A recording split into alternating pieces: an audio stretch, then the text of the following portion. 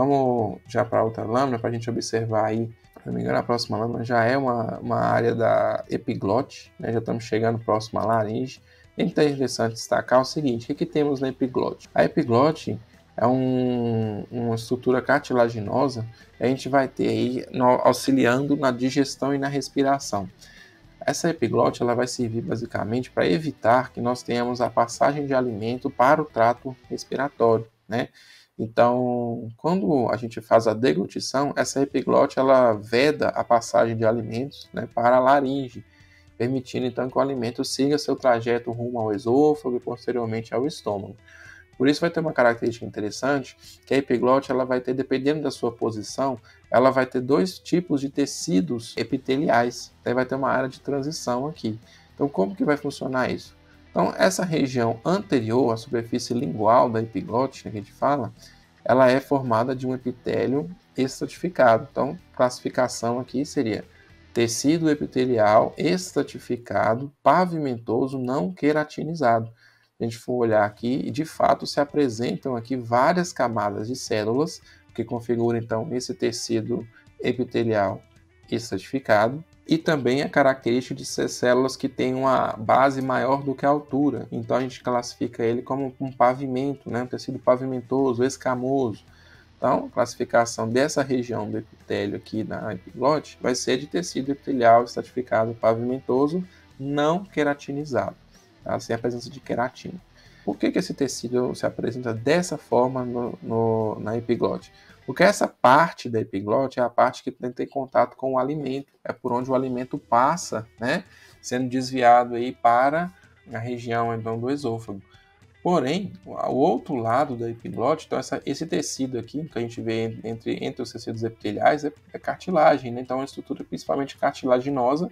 E aí a gente vê que, se a gente for observar, ó, todo esse trajeto aqui é tecido epitelial estratificado pavimentoso. Porém, à medida que a gente vai avançando aqui, nós vamos ter uma transição para um epitélio, então, respiratório. Então, a partir daqui, ó, nessa região aqui, aparentemente, nós vamos ter a transição de um epitélio, então, estratificado pavimentoso para um epitélio pseudoestratificado. Então, aqui está bem na região de transição mesmo. Às vezes até confunde um pouco, né, a questão de ser estratificado ou pseudoestratificado. E aí a gente pode observar que começa a aparecer pequenos cílios aqui. Ainda há aqui uma presença grande também, né, de células desse epitélio respiratório. Essas células elas vão ter como característica a aparência de ter várias camadas, a aparência de ser colunar, aqui já fica mais evidente, a presença dos cílios fica mais evidente. Vai se aumentando a quantidade de células caliciformes, né, à medida que a gente vai chegando aí nas regiões mais internas, né, do aparelho respiratório, mais próximos ao pulmão.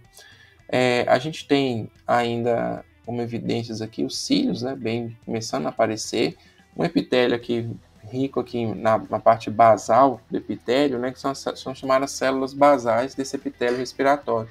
A função dessas células basicamente é repor o próprio epitélio respiratório, né, à medida que ele vai se renovando. Essas células basais são como se fossem células tronco que vão se diferenciando em novas células epiteliais, né, pseudoestratificadas, né, ciliadas, que a gente tem aí nesse tecido epitelial.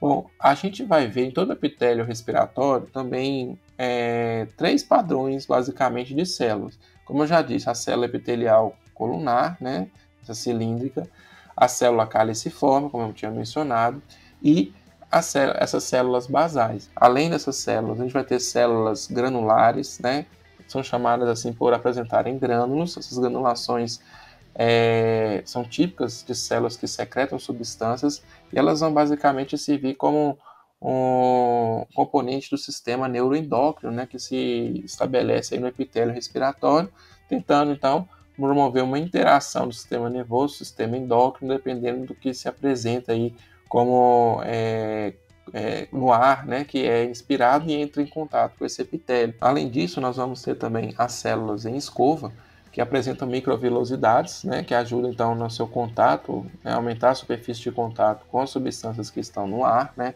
As microvilosidades apicais ajudam então a ampliar essa superfície de contato, e essa célula faz parte aí de um componente do sistema nervoso aferente, né, de forma que passa informações sobre a concentração de gases, por exemplo, né, no transporte aí da condução desse ar ao longo do epitélio respiratório.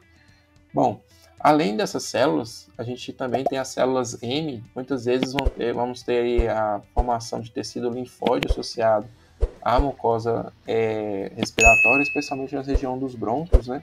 Na região dos brônquios a gente vai ter o tecido linfóide associado aos brônquios e lá a gente tem também células M, né, bem evidenciadas aí. Essas células M servem para capturar antígenos, né, que entram pela via aérea e passam por ali, e elas usam esses antígenos para levá-los, encaminhá-los às células apresentadoras de antígenos, de forma que ajude aí o sistema imune, né, na sua ativação e identificação de organismos invasores. Então, assim, apesar de existirem vários tipos de células nesse epitélio respiratório, microscopicamente aqui a gente já consegue identificar e diferenciar mesmo a célula epitelial colunar, a célula caliciforme e as células basais. Normalmente esses outros tipos celulares são identificados quando a gente tem aí a presença de corantes imunohistoquímicos, por exemplo.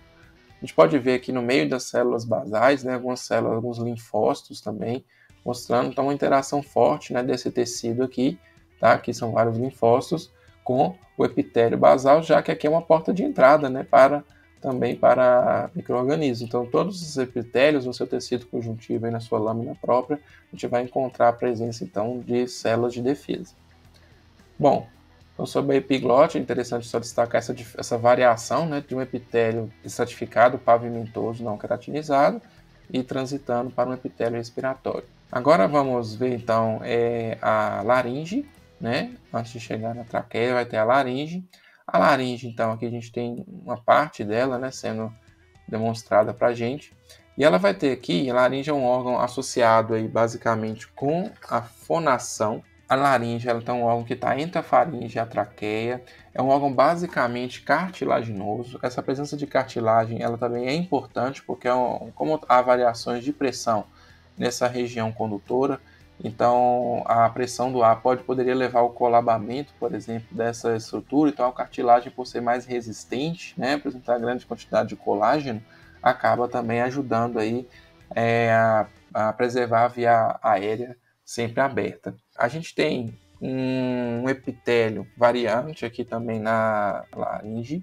A gente pode observar essa região acima aqui. Essa região aqui nós vamos chamar então de pregas vestibulares ou falsas cordas vocais. Essa região, ela tem aqui um tecido epitelial respiratório, como a gente já mencionou na lâmina anterior. A gente pode observar aqui a grande quantidade de células, né, colunares epiteliais. Também podemos ver aqui os cílios, né, dessas células. Podemos ver células caliciformes que vão secretar muco. Aqui, logo abaixo, nessa região do tecido epitelial, tem a lâmina própria, composta por tecido conjuntivo frouxo, mas é um tecido que vai conter também bastante glândulas seromucosas. Essas glândulas aqui vão secretar bastante muco e também substâncias serosas, né, que vão compor aí a luz da laringe. A gente pode observar aqui, então, olha só, o trajeto dessa prega vestibular. E logo abaixo aqui a gente vai perceber a área das verdadeiras pregas vocais. É uma área que a gente pode observar aqui que tem bastante tecido muscular. Então, basicamente, esse tecido muscular é referente aos músculos vocais. Então, um músculo aqui estriado esquelético. E eu vou ter aqui os ligamentos vocais, né, sendo apresentados aqui nessa região da lâmina. E o revestimento também vai ser um epitélio, porém aqui já não é um epitélio respiratório. Voltamos a apresentar aqui um tecido epitelial estratificado, pavimentoso, não queratinizado, tá? Por que essa região aqui apresenta tecido epitelial? Assim como na epiglote a gente viu aquela região onde o alimento passa, tem uma região que vai ter mais atrito, né, no caso com o alimento, essa região da prega vocal, ela também vai ser uma área que tem mais atrito, né? Vai ser mais desgastada, no caso aqui, pelo movimento da prega vocal durante a emissão dos sons. Na verdade, a gente tem aqui, apesar de mostrar só uma prega vocal, na verdade são duas, né, que a gente vai ter aqui, uma de cada lado. E esse atrito do ar aqui para emissão dos sons é desgastante, então esse epitélio ele é mais resistente. Então por isso uma diferença então dessas pregas é que a prega vocal ela tem um epitélio mais resistente, que é esse epitélio estratificado pavimentoso não queratinizado, que é diferente da prega vestibular, onde nós vamos ter um tecido epitelial do tipo respiratório, né, que é pseudoestratificado, cilíndrico ciliado com células caliciformes. Muito bem, então com isso a gente encerra, né, a parte mais básica aqui do epitélio respiratório. No próximo vídeo eu vou colocar aqui para vocês então as lâminas de traqueia e pulmões, né? Nós vamos comparar o restante aí do epitélio respiratório, baseando-se aí nas diferenças das camadas de tecido que vão desde a traqueia até os alvéolos. Bom, e se você gostou desse vídeo, se você acha que te ajudou, curte, compartilha, mostre para os seus colegas aí, para que isso possa ajudar mais pessoas. Isso também me ajuda no crescimento do canal, pessoal. Então, um grande abraço, até a próxima.